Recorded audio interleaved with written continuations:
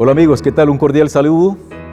Les extendemos una bienvenida a una emisión más de tu programa Reflexiones de la Biblia, por aquí, por tu canal BioChannel.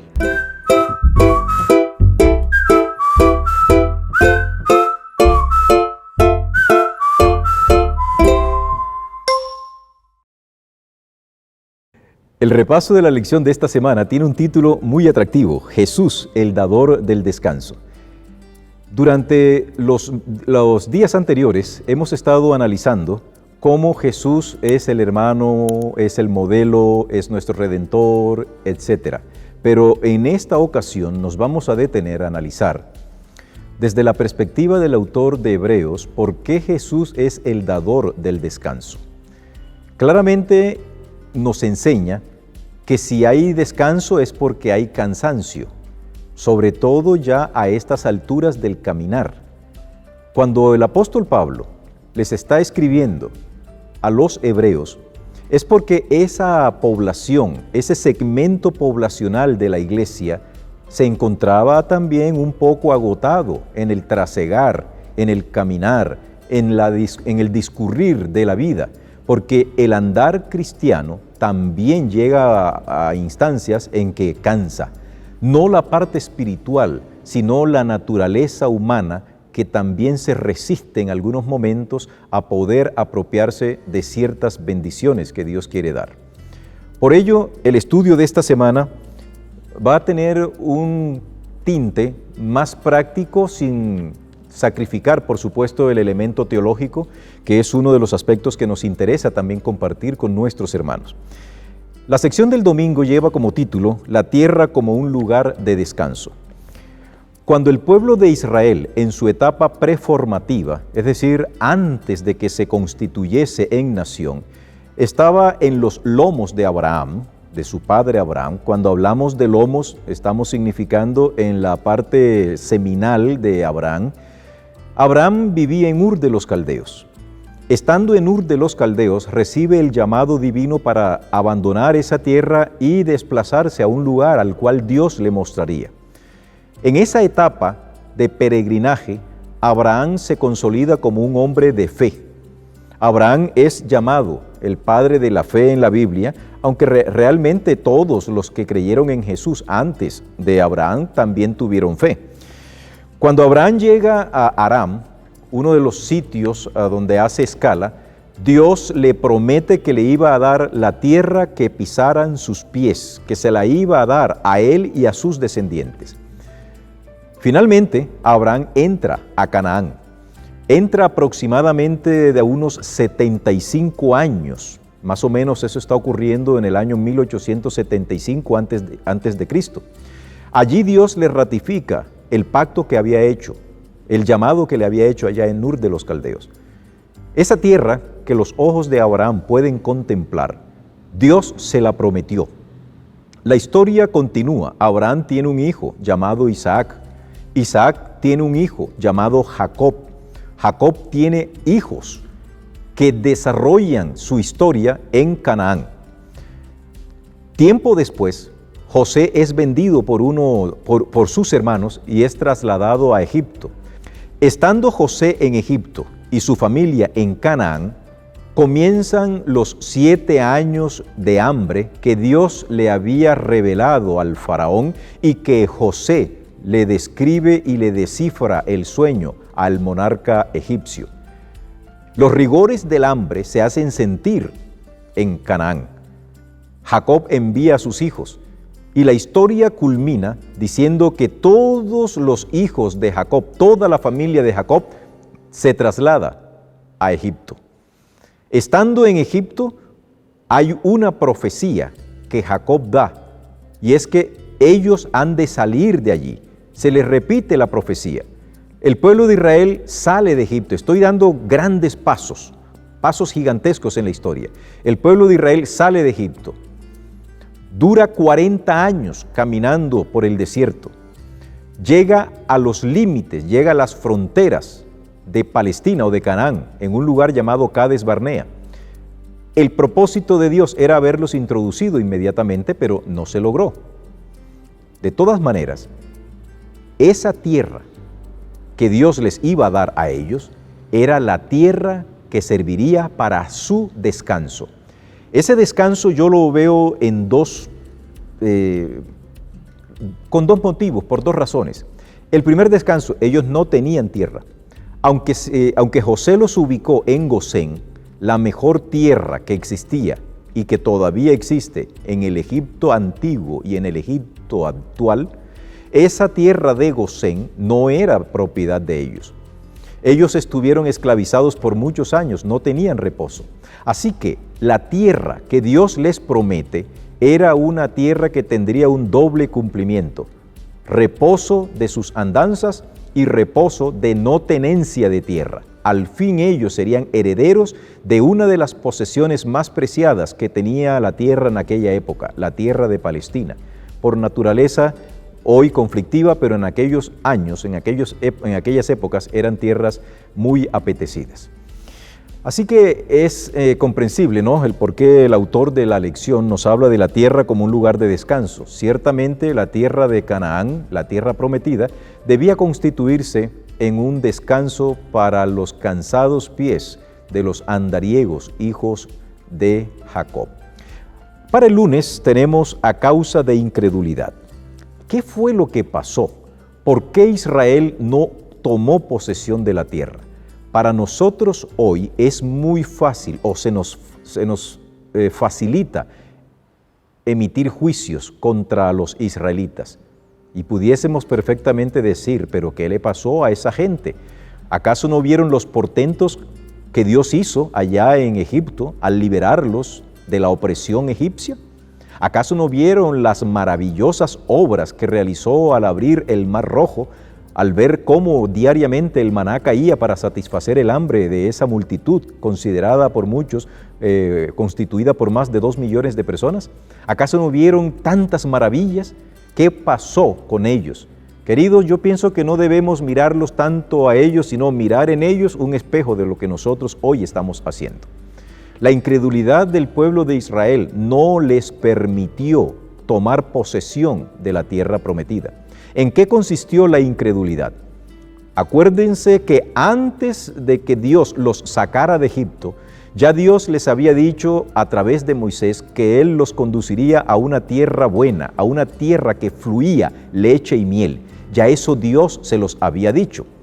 Sin embargo, ellos no le creyeron a Dios y decidieron enviar una comisión constituida por 12 miembros, un miembro por cada tribu, para que fuesen a hacer una exploración a la tierra que Dios había dicho muchos años atrás que era una tierra que fluía leche y miel.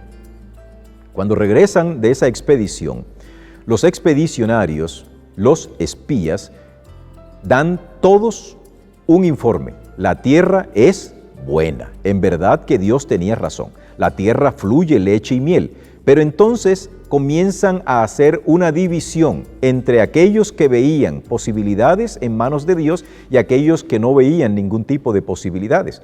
Y es allí cuando Josué y Caleb se levantan para decirle a los otros 10, es cierto, la tierra es hermosa, fluye leche y miel, es cierto que la tierra tiene ciudades fortificadas, es verdad que hay hombres gigantes, pero si Dios está con nosotros, la vamos a conquistar. Pero no le prestaron más atención a los informes de esos 10 espías que dudaron de Dios que a Josué y Caleb. Y el resultado ya nosotros lo sabemos. ¿Qué lección hay para nosotros en el día de hoy? Hermanos, la tierra prometida, la Canaán celestial, está a portas, está allí, en los límites. ¿Qué haremos nosotros con tanta información? ¿Le daremos credibilidad a aquellas personas que dicen de que Dios tarda su venida? ¿O le daremos más atención a un escrito está cuando Cristo dice, he aquí yo estoy a la puerta? Quiera Dios que nosotros no seamos incrédulos como los israelitas de antaño. La parte del martes nos dice, si oyereis hoy su voz. Me voy a detener en un elemento importante de esta lección y es la palabra hoy. Para Dios, la urgencia de la salvación es no diaria, es constante, es apremiante, es instantánea. ¿Por qué la palabra hoy es aparentemente no polisémica, no tiene varios significados, pero sí tiene varias connotaciones. El hoy al que se refiere el autor de la epístola a los hebreos es el hoy del presente continuo. Nosotros, los seres humanos, vivimos en un presente continuo. A medida que nosotros avanzamos en la edad, yo voy a colocar el ejemplo de mi padre. Todavía tengo, a la emisión del día de hoy, tengo el privilegio de tener vivo a mi papá, quien ya tiene 89 años. Para mi padre hay mucho pasado y poco futuro. Yo tengo una hija de 10 años. Para esa hija, en términos normales, tiene mucho futuro y poco pasado. No sé cuál será tu situación, pero una cosa sí es cierta. No importa que sea un anciano de 89 años o una niña de 10 años, lo cierto es que para Dios el hoy es lo más importante. El futuro a ti no te corresponde. El futuro yo no lo manejo. No tengo la capacidad para maniobrar ni manipular el futuro. A duras penas puedo con el presente. De allí que la importancia de darle al hoy su sitial tiene cada día más preponderancia, cada día alcanza ribetes de desesperación, porque es que la vida humana se diluye como el agua entre los dedos. Si tú recuerdas cuando tenías 10 años o 15 años o 5 años, dirás, eso fue ayer. De eso es lo que el autor nos quiere decir. Hermanos y oyentes, si oyereis hoy su voz, no endurezcas tu corazón. Esa es la esencia de esta sección del día martes, si oyereis hoy su voz. Para el día miércoles, el título es Entrar en su reposo. ¿Qué significa entrar en el reposo de Dios? Cuando tú naciste, tú no hiciste nada para llegar a este mundo. Cuando tus ojos empezaron a familiarizarse con lo que estaba ocurriendo alrededor, tú nada hiciste para embellecer lo que estaba a tu alrededor. Todo lo que existía, ya existía por voluntad divina, y tú viniste a esta tierra por voluntad divina y con un propósito específico. Dios te ha dado a ti la oportunidad de comprenderlo a Él y de aceptarlo como tu Salvador. Cuando Dios habla de que Él quiere que nosotros entremos en su reposo, Él utiliza una ilustración que es extraída de Génesis capítulo 2 y el versículo 1 y 2, y también del libro de Josué, cuando Dios dice que yo quería introducirlos en el reposo. Hoy el sábado existe y el sábado existirá por la eternidad. El sábado es una figura, es una ilustración, es una parábola, es una imagen de lo que será el reposo eterno y espiritual. Pero muchos guardan el sábado sin tener realmente reposo en sus vidas. Voy a explicar por qué digo esto. Los observadores del sábado no piensen que por guardar el sábado se van a salvar. No. Pero los que no observan el sábado, sino que observan el domingo u otro día que a su criterio es el día sagrado, tampoco te vas a salvar. Lo cierto es que el único mandamiento que aparece en la Biblia, el único día que aparece en el mandamiento que debe guardarse es el sábado. Sobre eso no existe ningún tipo de discusión. Pero si tú guardas el sábado como un simple cumplimiento de un deber, no estás haciendo lo adecuado. Entrar en el reposo no es guardar el sábado solamente. Entrar en el reposo que Dios desea entregarnos a nosotros es que dejemos que el Espíritu Santo haga en nosotros esa obra que nosotros no podemos hacer.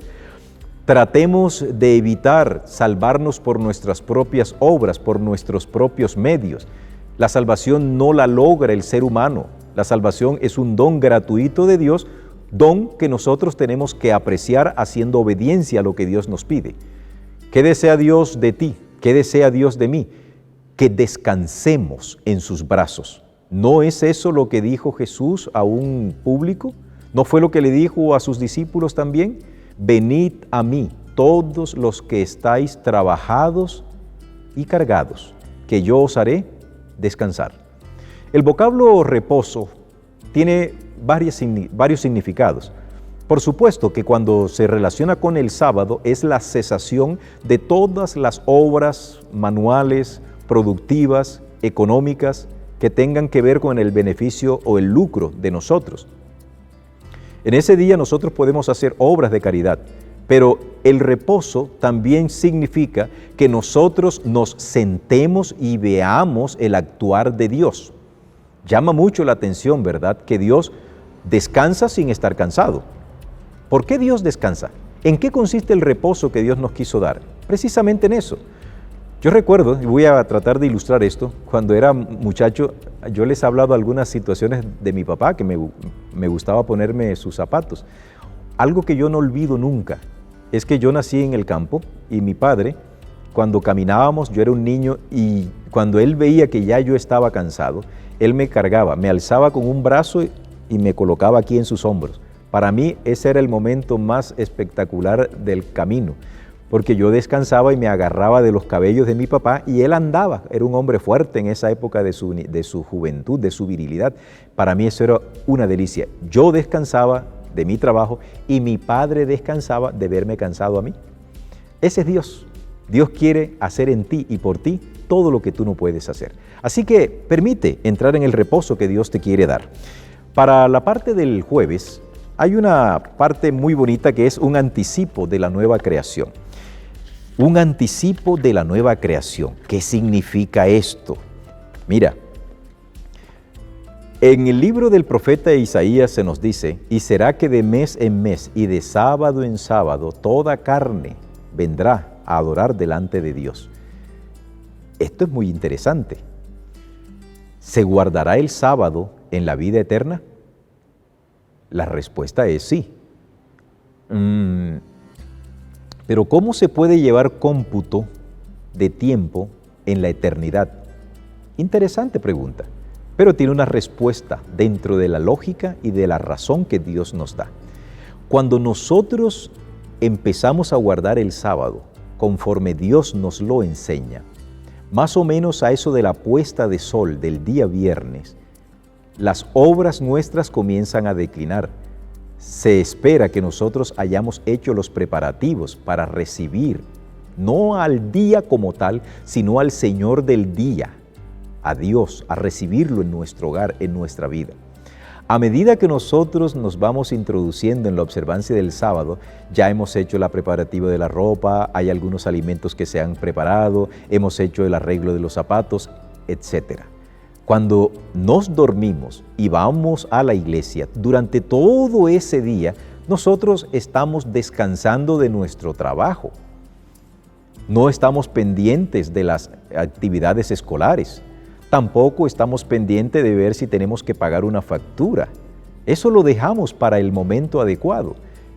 Esa figura de descansar en sábado, no hacemos obras propias que benefician a nuestro ser, es lo que Dios quiere que nosotros nos imaginemos. Cuando entremos a la vida eterna, vamos a tener un descanso activo. No es como nos han vendido a nosotros la figura de andar en la eternidad montados en una nube blanca, con un arpa en la mano, toque que toque sin fin, por la eternidad montados en una nube y con una aureola allá arriba en la cabeza.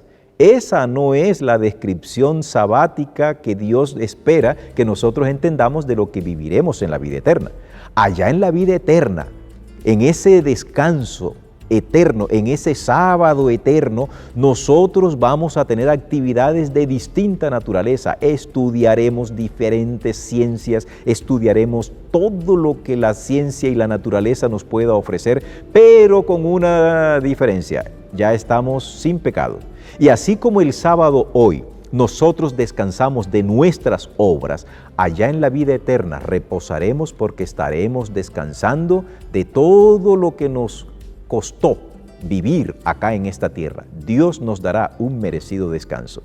Por eso, apreciados amigos, esta lección es significativa Tiene un alto contenido teológico que desarrollaremos con más profundidad en los próximos días. Cada día que vayamos estudiando estaremos haciendo algunas apropiaciones teológicas que sean significativas, no solo para la comprensión de la lección, sino para el enriquecimiento de tu vida espiritual, para tu comprensión en tu relación con Dios y, por supuesto, para que tú tengas la oportunidad de compartir con otros lo que vas aprendiendo.